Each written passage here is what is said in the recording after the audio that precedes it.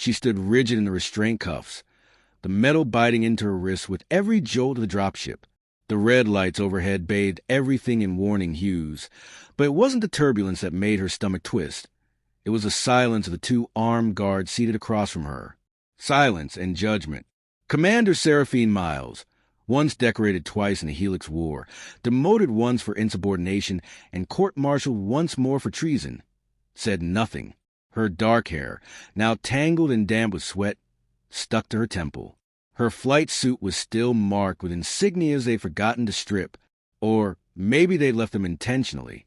A sick joke. A reminder of the rank she used to hold. The dropship rattled again. No one looked at her. When the door hissed open, the cold hit first, a slicing kind of cold that ignored the layers of fabric and stung down to the marrow. The guards didn't flinch.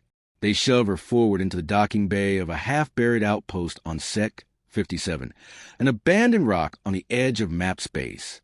Unclaimed, uninhabited, unmourned. It was listed as non-strategic. No viable resources. Atmosphere, marginal. Threat level, no. Perfect for exile. She stumbled onto frozen soil, knees jarring against the impact. As she looked up, the stars glittered over jagged crystal towers sprouting from the earth like fangs. The landscape was eerily still, beautiful, untouched, and thoroughly dead. A voice crackled over the intercom behind her. Effective immediately, you are decommissioned from service. Persentencing under Article 974, planetary exile is permanent. No comms, no retrieval, no appeal. Sarah laughed once. Sharp, bitter. That's it. Good luck, Commander. The ship lifted before she could curse them, its engine screaming as it vanished into the night sky. She didn't watch it go.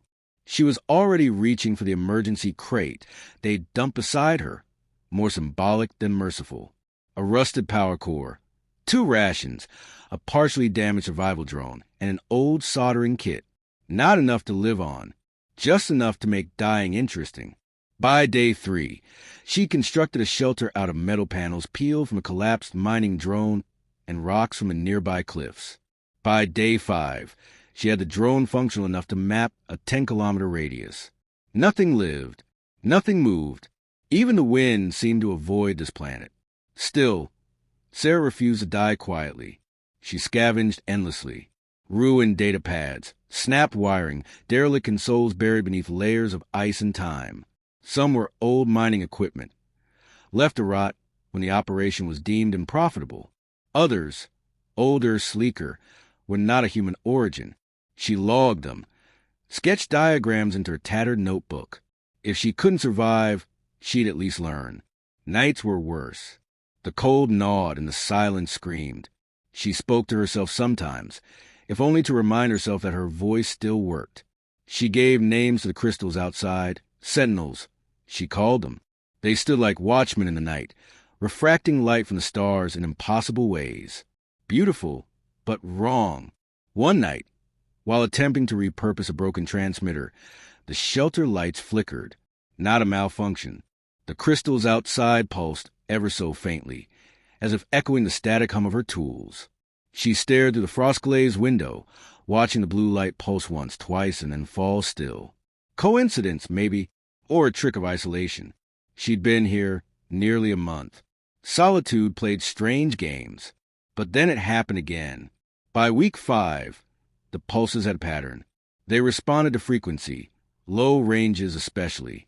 Sarah modified her tools, built a crude signal array, and began experimenting. It was impossible, but the crystals were listening. More than that, they remembered. When she sent a frequency, the light returned with variation, like an answer. She documented everything, filled 3 notebooks.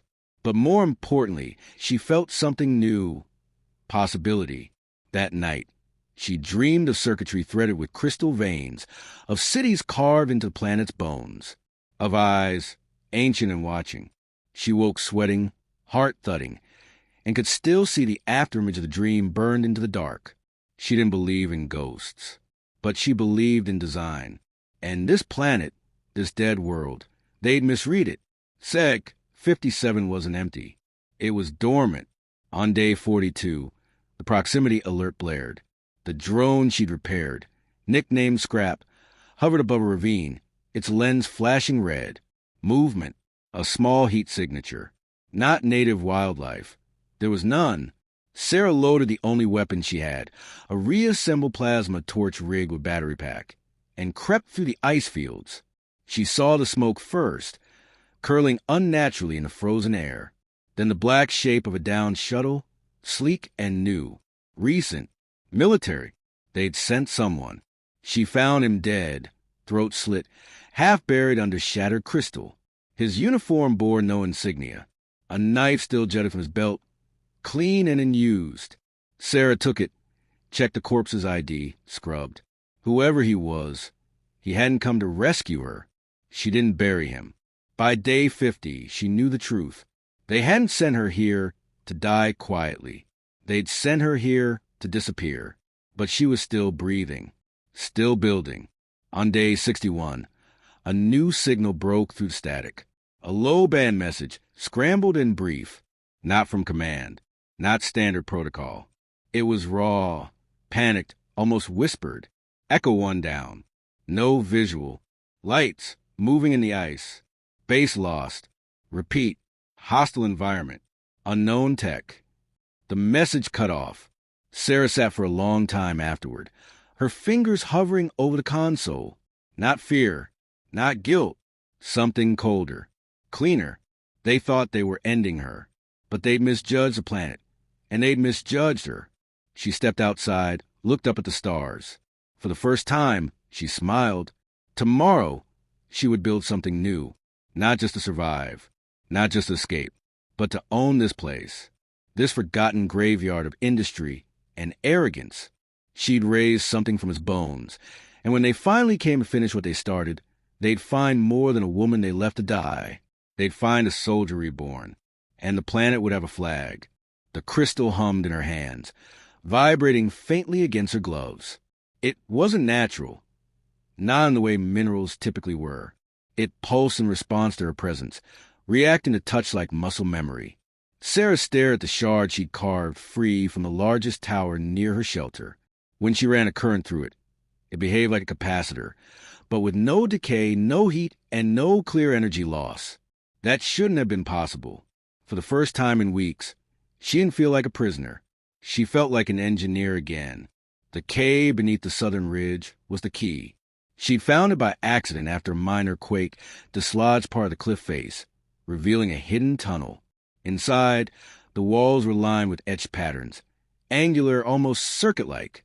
And in the center, a half-buried artifact shaped like a wheel, split down the middle, its core flickering with a low violet glow. She didn't touch it, not at first. Instead, she spent days mapping its energy signatures, cataloging how it interacted with the crystals and her own equipment. When she finally did reach out, the object didn't react violently. It warmed slightly, as if recognizing her, accepting her. It scared her more than anything.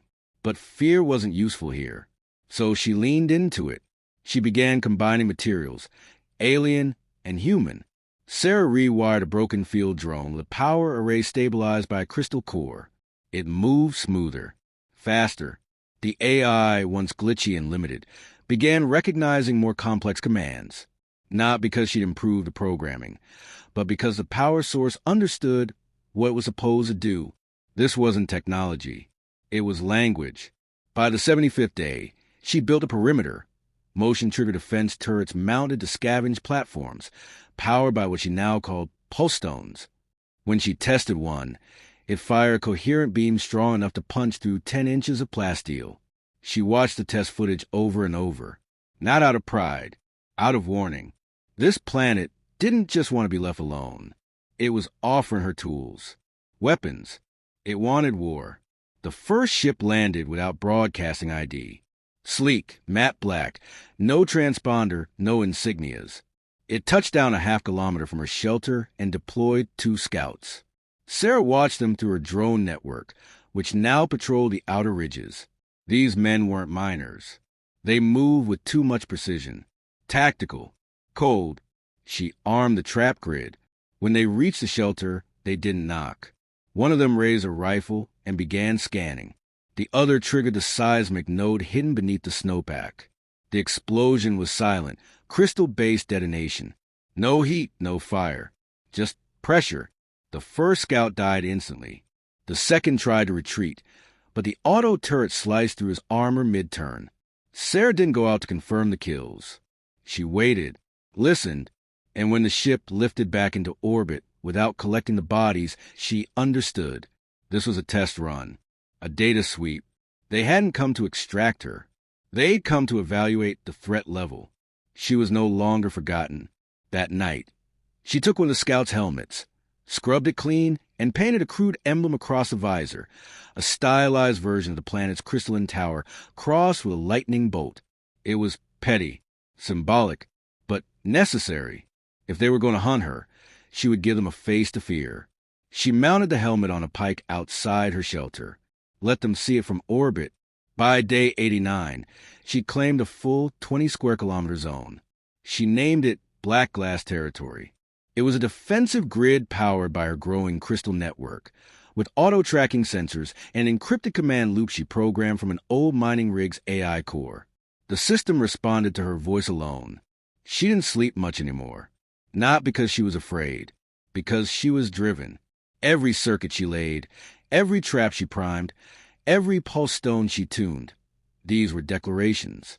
This planet was hers now. The next encounter came with less subtlety. A 3-man unit in black armor attempted a night drop. She didn't intercept them. She let them land, let them enter the ice canyon near the southern ridge.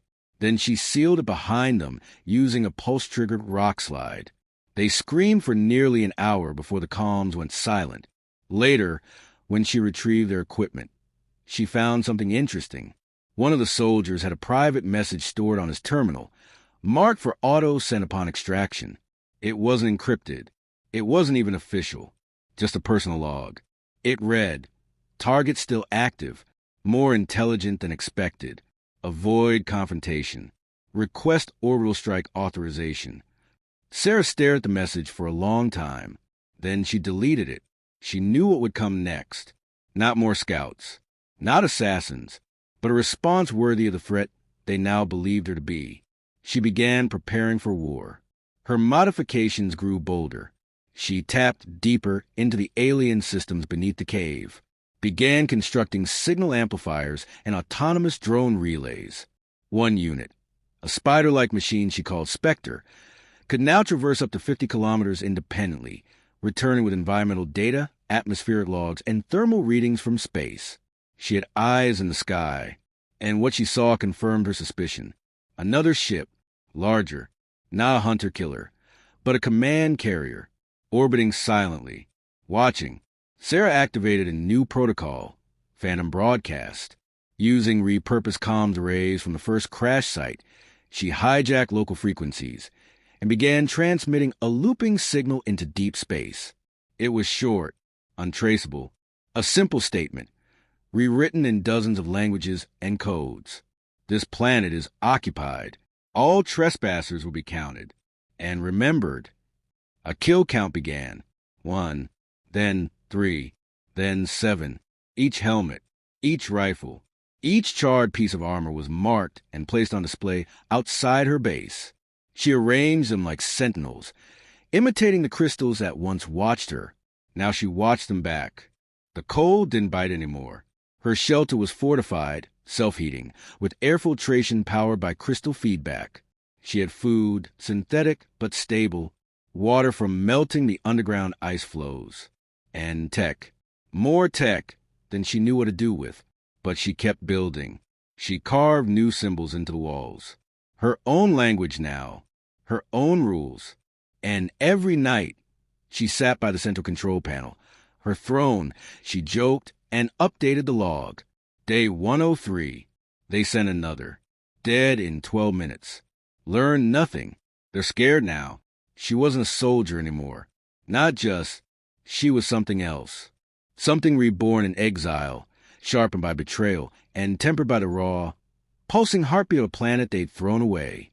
She stood at the edge of the crystal ridge and watched the orbiting ship drift silently across the stars. Then she raised a crude flagpole made of scavenged steel and planted it into the ice.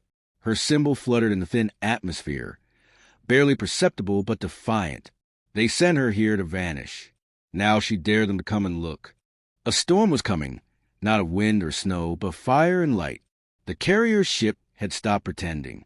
For 6 days, it had held position in low orbit, unmoving, silent. Sarah watched it through the scope she'd mounted on the eastern tower, noting the way its trajectory dipped slightly every few hours, adjusting for optimal drop vectors. It wasn't scouting anymore. It was calculating. She knew they would send a full detachment.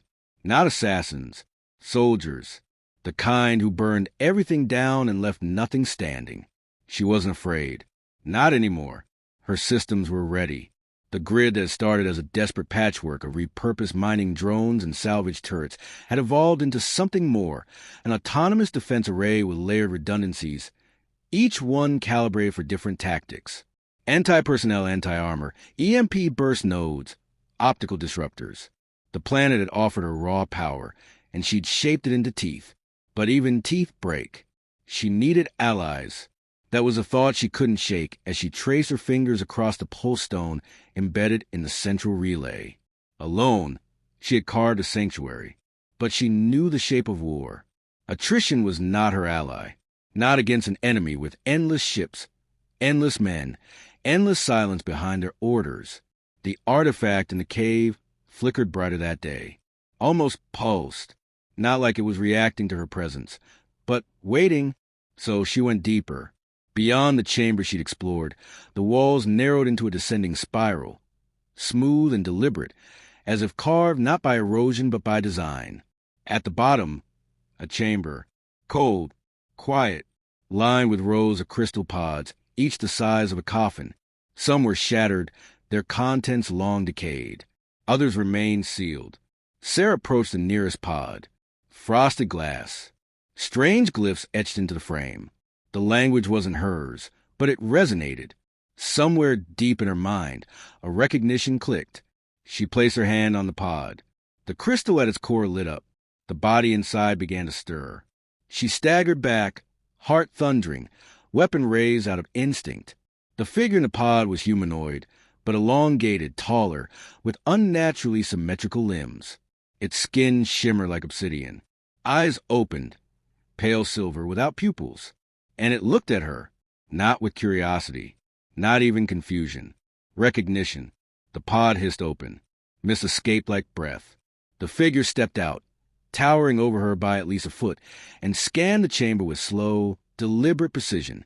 Then it turned its gaze back to Sarah and spoke, not in words, in thought. "You are not the builders." Sarah didn't run. She lowered her weapon and spoke aloud, voice steady. "No, I'm not, but I'm the only one who stayed." A long silence. Then the figure nodded once, slow, solemn. "Why have you awakened us?" She didn't know how to explain it, not fully, so she told the truth. "They sent me here to die." "I didn't. Now they want to finish the job. I need to stop them." The being tilted its head, studying her. Its thoughts came slower now, more precise. "The builders sealed us to prevent war. But war came anyway." Sarah took a step closer. "Then help me stop it." The chamber vibrated faintly. More pods began to glow, 10, then 20, then more. Slowly, methodically, they began to open one by one. The figures inside, like the first, but with subtle variations in shape and build, stepped into the cold, stretching limbs and used for centuries. Sarah felt something shift. Not just power, but presence. She wasn't alone anymore. Above them, the storm began. The first drop ship pierced the atmosphere at dawn, its engines screaming across the sky. It deployed countermeasures mid-descent, scattering thermal flares and electromagnetic pulses. But Sarah's grid didn't rely on human tech alone anymore. The pulses passed harmlessly through the crystal arrays, absorbed like drops in a pond. Her drones intercepted the ship before it cleared the ridge, not to destroy it, just to test its armor. They laced the hull with micro-explosives, sending telemetry back in real time. Sarah watched the data roll in and adjusted turret calibration accordingly. When the ship landed, the strike force disembarked with textbook precision. 8 units, 3 squads, standard formation. She greeted them personally, not in the open, but through projection. Her voice echoing to the terrain, broadcast by repurposed mining speakers hidden across the cliffs. You had your chance to leave. Now you get counted. The first volley came from the south tower, 2 post cannons firing in tandem, vaporizing the lead vehicle. The second was subtler, a flash grenade disguised as a crystal bloom, which blinded the forward scouts long enough for our aerial drones to strafe the formation. The soldiers fought back, disciplined and ruthless. They used terrain well, adapted quickly, but they were fighting on her map, and she wasn't fighting alone. The Obsidian warriors emerged from the cave mouth like shadows, silent, fluid, impossibly fast. Their weapons weren't guns. They carried staves that pulsed with the same energy as the crystal arrays, lashing out in arcs that bypassed traditional armor. 1 touch dropped a man convulsing. 2 left only smoke. Sarah watched from the control center, issuing commands, rerouting power, shifting her grid in real time like a living circuit board. This wasn't a battle. It was a demonstration.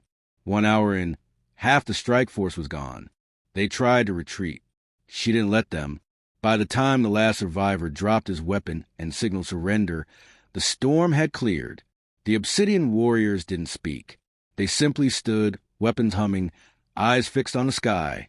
Sarah stepped onto the ridge, flag fluttering at her back, helmet clipped to her side. She approached the soldier, hands visible, no weapon drawn. He looked up at her, young, eyes wide with something between fear and awe. "You're not supposed to be alive," he whispered. She crouched in front of him. "Neither are they," she said, nodding toward the warriors.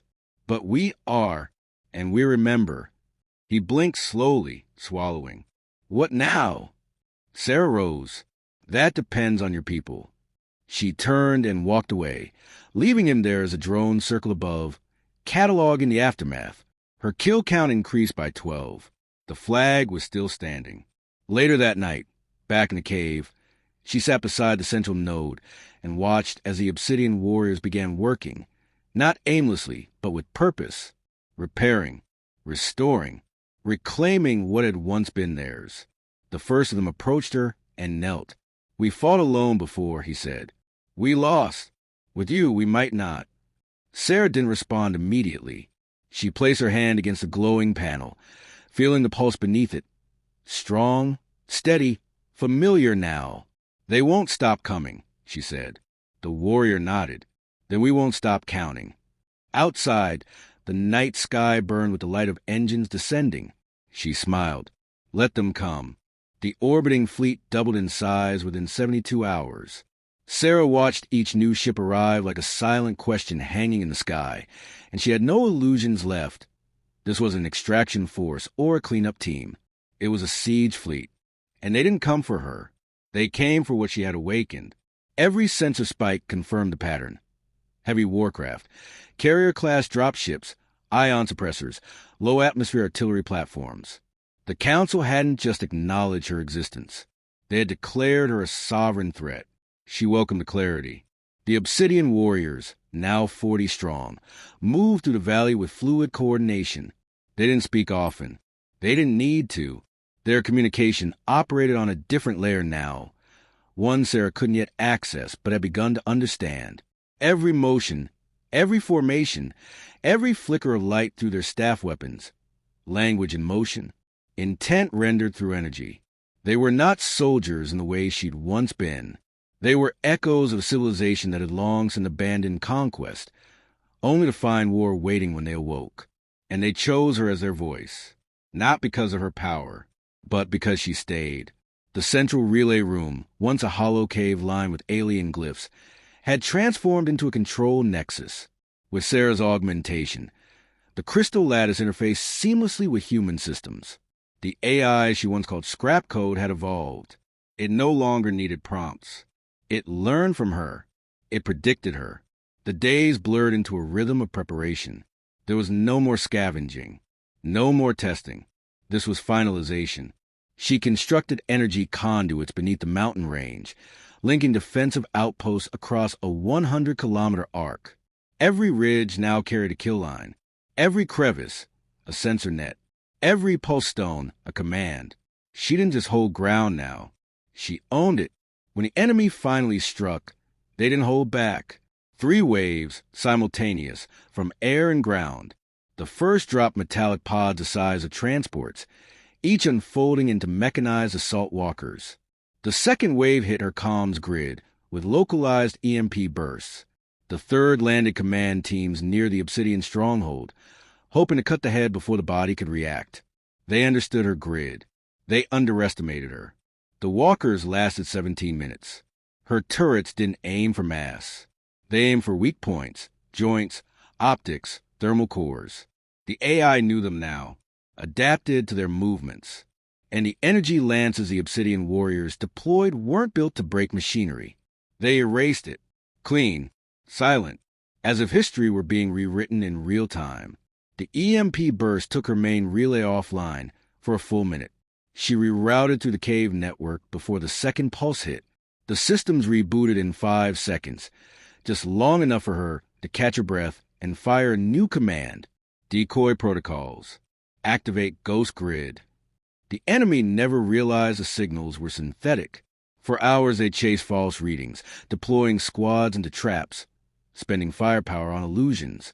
Meanwhile, Sarah's rail army moved in shadows, striking fast, vanishing faster. But not every loss was theirs. When the western cliff line collapsed under target bombardment, she lost 2 Obsidian warriors. They didn't scream. They simply disappeared beneath stone and fire. Sarah marked the location, encoded their names into the central node. They would be counted. By day's end, the ground was scorched, the air tasted of iron and bodies. Human and machine littered the snow. The kill count climbed past 50.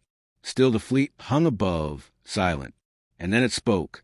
A voice, deep, measured, dispassionate, filtered through every comm line, overriding encryption. This is Commander Karan of the Interstellar Council Offensive Division. You are in violation of Treaty Code Omega-7. You will stand down. Surrender your authority over this planet and its technology. Immediate compliance will be met with leniency. Failure will result in full-scale orbital cleansing. Sarah leaned over the console, activated the uplink. Her voice was calm. This planet was dead. You buried me here, and I made it breathe again. Silence. Then from the sky, you have allied with an extinct species. She glanced at the obsidian figure beside her, who held a staff that hummed like thunder. They're not extinct, she said. They're evolving. You are alone. Sarah smiled, and every sensor feed across her network showed the truth. Warriors rising from the stone, drones hovering in perfect orbit, turrets gleaming with blue fire. And behind her, the crystal walls pulsing like a heart finally beating again. No, she said. I'm home. The fleet moved. Karan wasn't bluffing. The sky cracked open. A land of orbital fire screamed toward the southern valley. Cleansing pattern theta. Full annihilation protocol. Sarah watched it descend. She didn't flinch. Trigger the sky chain, she said. The mountain range answered. A cascade of vertical crystal pillars erupted into the atmosphere, like a forest of glass climbing to heaven. The fire met the midfall. Energy collided with energy.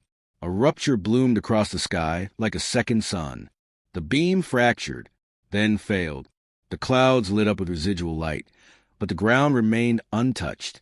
Shield intact. Sarah exhaled, heart steady. The obsidian warrior beside her nodded once. They will send more, he said, voice deep and resonant.